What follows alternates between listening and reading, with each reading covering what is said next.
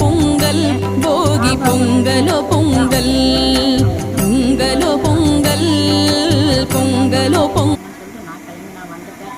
So என்ன பண்ணுறாங்கன்னு தெரியல.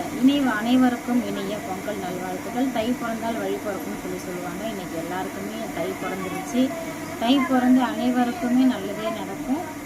என்னுடைய மனமார்ந்த வாழ்த்துக்கள். Tata bye.